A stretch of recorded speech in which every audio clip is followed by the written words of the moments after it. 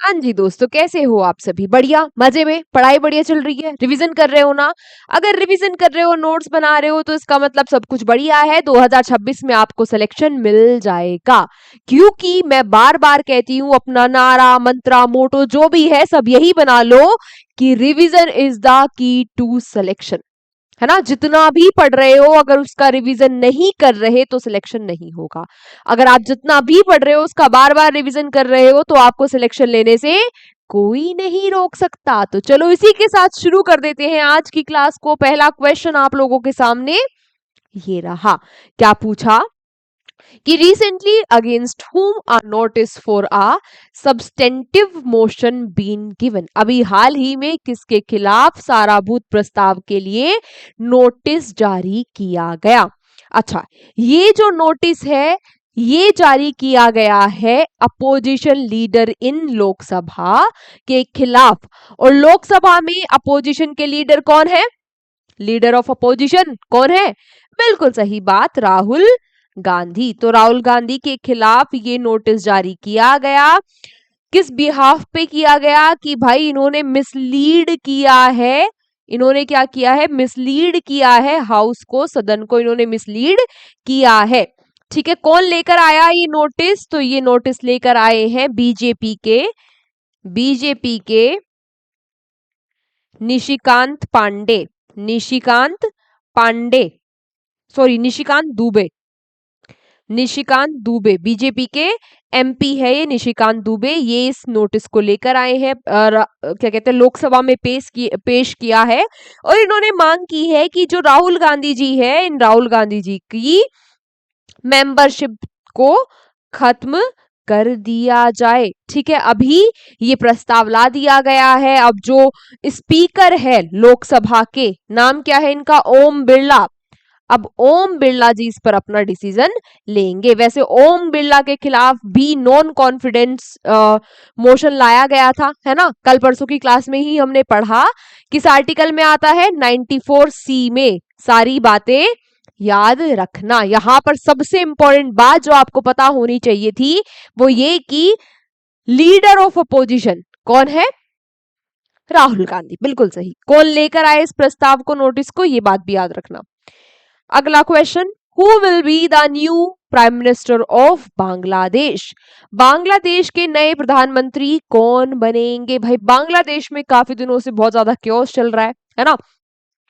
आप लोगों को पता ही होगा कि वहां पर जो शेख हसीना थी, उनकी गवर्नमेंट का तख्ता पलट हो गया था। प्रोटेस्ट वहां पर चल रहे थे। 45 मिनट उनको दिए गए थे कि भाई ये देश छोड़कर भाग जाओ, है ना? नहीं तो लोग पता नहीं आपकी क्या हालत करेंगे। उनकी घर की बुरी हालत भी की थी लोगों ने। ठीक है, खैर उसके बाद मोहम्मद यूनुस को वहां पर टेम्परेरी तौर से सरकार थमा दी गई थी, है ना? चीफ एडवाइजर बन गए थे वो बांग्लादेश में Mohammad Yunus. Nobel peace prize से भी उनको सम्मानित किया जा चुका है। ठीक है, अब बात करते हैं, फाइनली इलेक्शन हुए और इलेक्शन के बाद तारिक रहमान 17 फेब को बनने जा रहे हैं प्रधानमंत्री बांग्लादेश के। ठीक है, किस पार्टी से है ये बांग्लादेश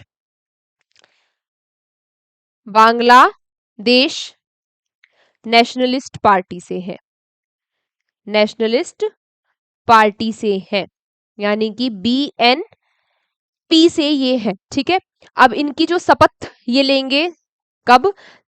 17 फरवरी को। तो इन्होंने 13 देशों के लोगों को, 13 देशों के जो हेड है उनको इनवाइट किया है, इंक्लूडिंग इंडिया। भारत को भी इन्होंने अपने शपथ समारोह में इनवाइट किया है। मोहम्मद यूनुस का भी नाम याद रखना, है ना? चीफ एडवाइजर है अभी वो फिलहाल कहां पर बांग्लादेश में।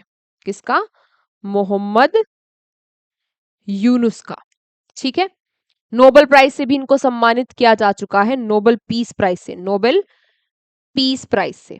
ठीक है, ये भी इनको मिल चुका है। इसके अलावा बात की जाए यहाँ पर बांग्लादेश के बारे में तो 2-3 बातें और याद रख लेना कि टका यहाँ पर करेंसी है और ढाका यहाँ की कैपिटल है। ढाका क्या है? राजधानी है। और टका क्या है? करेंसी है, यानी कि मुद्रा है।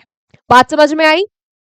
चलो इसी के साथ अगला क्वेश्चन आप लोगों के सामने ये रहा, how much amount of cashless treatment will be provided to accident victim under the PM relief scheme? तो PM रिलीफ स्कीम के तहत दुर्घटना से जो पीड़ित लोग है, ये रिलीफ स्कीम मतलब है क्या, राहत योजना। रिलीफ स्कीम ये इंग्लिश में भी क्या रहेगा, ये इंग्लिश में भी राहत ही रहेगा, रिलीफ नहीं हो जाएगा। एक सेकेंड, इंग्लिश में भी क्या रहेगा, ये राहत, ये रिलीफ कर दिया, ठीक है। तो अभी हाल ही में प्रधानमंत्री राहत योजना शुरू की गई। आपसे पूछ रहा है कि इसमें दुर्घटना पीड़ित जो व्यक्ति होगा उसको कितनी राशि तक का जो कैशलेस इलाज है वो प्रोवाइड कराया जाएगा। पहली बात तो आप लोग यही याद रखना कि ये जो राहत योजना है इसकी फुल फॉर्म क्या है, इसकी फुल फॉर्म है road accident victim hospitalisation and assured treatment. ये इसकी फुल फॉर्म है। एक तो फुल फॉर्म याद रख लेना, दूसरी बात ये याद रखना कि इसमें जो पीड़ित है ना, अगर उसका एक्सीडेंट होता है तो उसको 1.5 लाख तक का मुफ्त कैशलेस जो है इलाज वो मिलेगा, है ना। ऐसा नहीं होना चाहिए कि भाई पैसों वैसों के चक्कर में किसी की जान चली जाए, जान ज्यादा बढ़कर है। खैर ये स्कीम जो है इसमें होगा क्या, जिस दिन एक्सीडेंट हुआ है उससे 7 दिनों तक का जो खर्चा है उसमें से 1.5 लाख रुपए तक का खर्चा सरकार करेगी, ठीक है।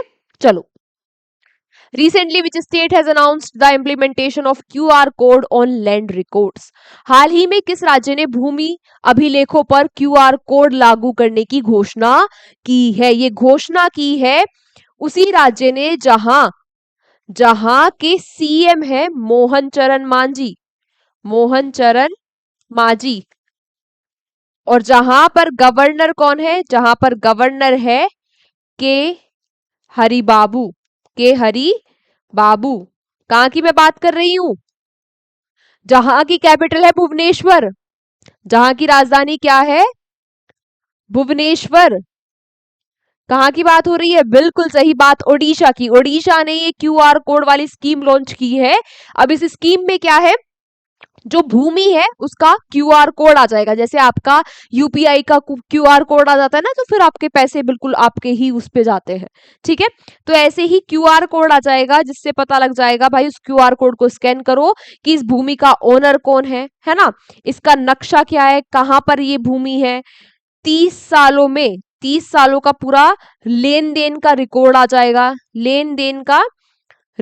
जाएगा, कि भाई 30 सालों में किसने इस भूमि को खरीदा, किसने बेचा, इसका फायदा क्या होगा। इससे पारदर्शिता बढ़ेगी और जो फर्जीवाड़ा चलता है भूमि के नाम पर, है ना, लेने देने बेचने के नाम पर, वो कम हो जाएगा।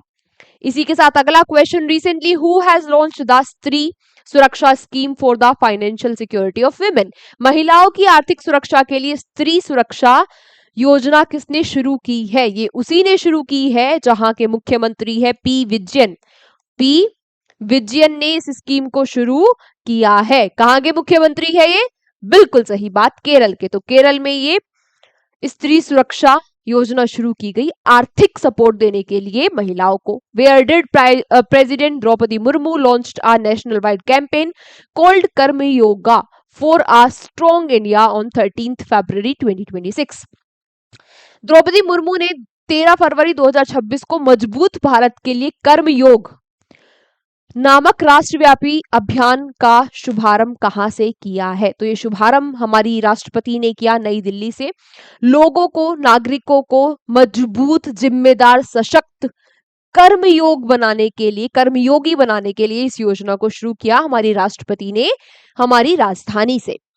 Where will the AI for agri 2026 वैश्य कॉन्फ्रेंस भी ऑर्गेनाइज्ड। तो ये 2026 में जो AI फॉर एग्री कॉन्फ्रेंस है, इसका आयोजन कहां पर हुआ, इसका आयोजन हुआ भाई जियो वर्ल्ड कन्वेंशन सेंटर में। जियो वर्ल्ड कन्वेंशन सेंटर में, कहां है ये जियो वर्ल्ड कन्वेंशन सेंटर, मुंबई में, बिल्कुल सही बात। तो वहीं पर ये एग्रीकल्चर में आर्टिफिशियल इंटेलिजेंस का यूज कैसे किया जा सकता है उसके ऊपर ये कॉन्फ्रेंस हुई Jio World Convention Centre Mumbai में।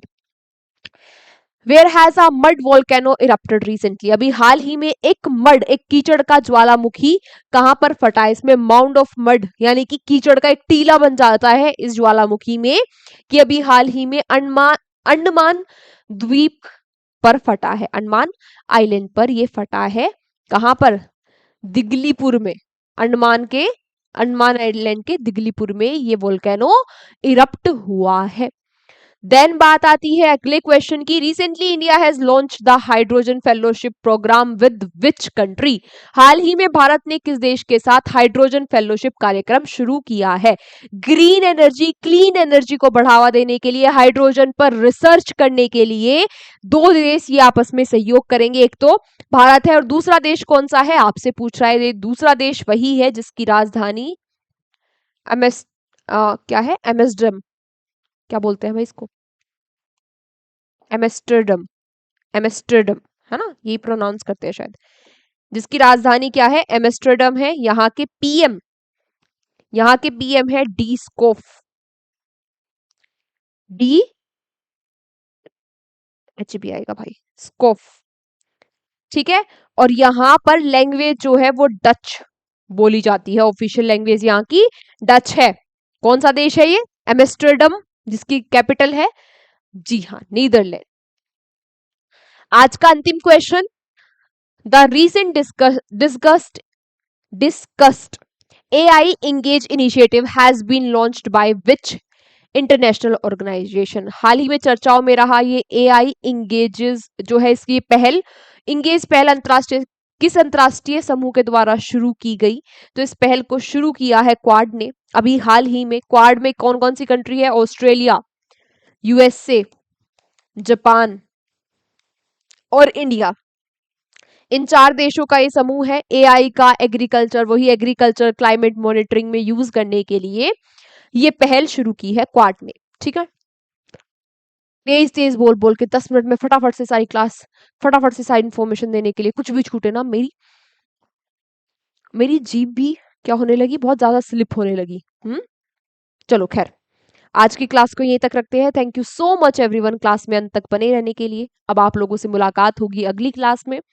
तब तक आप लोग बस अपने हिस्से का काम कर लेना कि आज के आज इस क्लास के नोट्स बना लेना। हमारे एग्जाम जर्नी के टेलीग्राम चैनल पर आपको पीडीएफ मिल जाएगी, वहां से पीडीएफ लेकर नोट्स बना लेना और आज के आज एक बार रिवीजन भी कर लेना। मिलते हैं आपसे कल की क्लास में। Take care, bye bye.